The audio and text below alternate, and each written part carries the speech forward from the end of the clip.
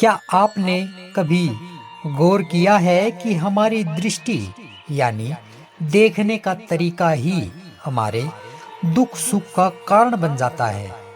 क्या कभी ऐसा हुआ है कि किसी चीज को देखकर आप तुरंत प्रभावित हो गए और बाद में पछतावा हुआ, या फिर किसी दृश्य को अनदेखा कर देने से मन शांत हो गया।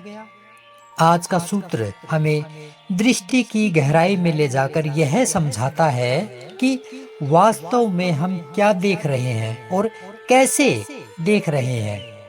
अष्टावक्र गीता का यह 18वां प्रकरण है और 63वां सूत्र है।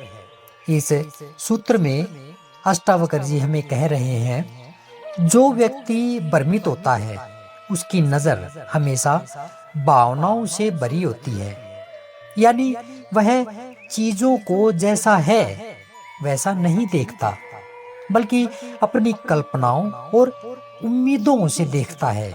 जबकि जो शांत और स्थिर चित्त वाला होता है उसकी दृष्टि भावनाओं से परे होती है। वह देखता तो है लेकिन उसमें कोई कल्पना नहीं होती। आइए समझें कि अष्टावक्र जी आखिर क्या इस श्लोक के माध्यम से हमें समझाना चाहते हैं। यह सूत्र हमें उस जड़ तक ले जाता है जहां से मन की अशांति शुरू होती है। जब व्यक्ति किसी भी वस्तु, व्यक्ति या परिस्थिति को अपनी इच्छाओं, अपेक्षाओं या कल्पनाओं के चश्मे से देखता है तो वह कभी भी वास्तविकता को नहीं पकड़ पाता। उसके देखने की प्रक्रिया में ही विकृति आ जाती है, एक टेढ़ापन आ जाता है, आसक्ति आ जाती है, कामना आ जाती है। उसका देखना केवल देखना नहीं रह जाता, बल्कि वह रचना बन जाती है। वह दृश्य को नहीं देख रहा होता, वह उस दृश्य पर अपनी भावनाएं और कल्पनाएं लाद रहा होता है। उदाहरण के लिए, यदि कोई मूर्ख व्यक्ति मंदिर में जाकर मूर्ति को देखता है तो वह उसमें अपने भाव और कल्पनाएं जोड़ देता है। वह यह मान लेता है कि मूर्ति उसे फल देगी या उसे बचा लेगी, जबकि ज्ञानी व्यक्ति उस मूर्ति को केवल एक प्रतीक के रूप में देखता है, उसमें कोई मानसिक चित्र नहीं बनाता। यही फर्क है दृष्टि का। इसे इस दूसरे उदाहरण से और समझें।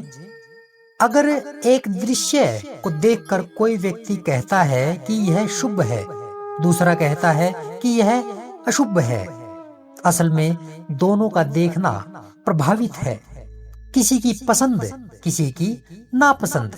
पर जो व्यक्ति अपने भीतर से स्थिर और शांत होता है वह उस दृश्य को वैसा का वैसा ही देखता है, उसमें कुछ भी जोड़े बिना। यही कारण है कि ज्ञानी व्यक्ति के लिए यह संसार न तो आकर्षक होता है न भयावह है। वह देखता है, समझता है, पर उसकी दृष्टि में न तो उम्मीद होती है न निराशा। वह सिर्फ साक्षी होता है। यही साक्षी भाव ही दृष्टि की परिपक्वता है। इसी क्रम में अष्टावक्र जी कहते हैं कि जो मूर्ख व्यक्ति है उसकी दृष्टि सदा भावना और अभावना में लगी रहती है। वह हर समय इसी चिंता में लगा रहता है कि कितना मेरे पास है, कितने का और अभाव है जिसे पूरा करना है, किस प्रकार इन अभावों की पूर्ति की जाए, किस छल प्रपंच से, तिकड़म से, झूठ से, बेईमानी आदि करके यह अभाव को पूरा किया जाए तथा जो है उसकी कैसे रक्षा की जाए, और इस धन का उपयोग और उपभोग किस प्रकार से किया जाए। उसकी सारी बुद्धि, सारी चेतना इसी भाव और अभाव के घेरे में सदा घूमती रहती है। इससे परे वह कुछ भी नहीं सोच सकता। वह गाड़ी का बैल बनकर इसके इर्द गिर्द ही चक्कर लगाता है। न वह सुखपूर्वक इन्हें भोग सकता है न त्याग कर सकता है। उसकी सांप से सुंदर सी गति हो जाती है, किंतु ज्ञानी की दृष्टि इन दोनों से ही मुक्त रहती है। किनसे? भाव और अभाव से। वह न इसकी चिंता करता है कि उसके पास क्या है, न इसकी चिंता करता है कि किसका अभाव है। वह दोनों से दृष्टि हटाकर जो है उसी में संतुष्ट रहता है, क्योंकि यह जो भाव और अभाव का विचार है, यह केवल और केवल वासना के कारण ही आता है।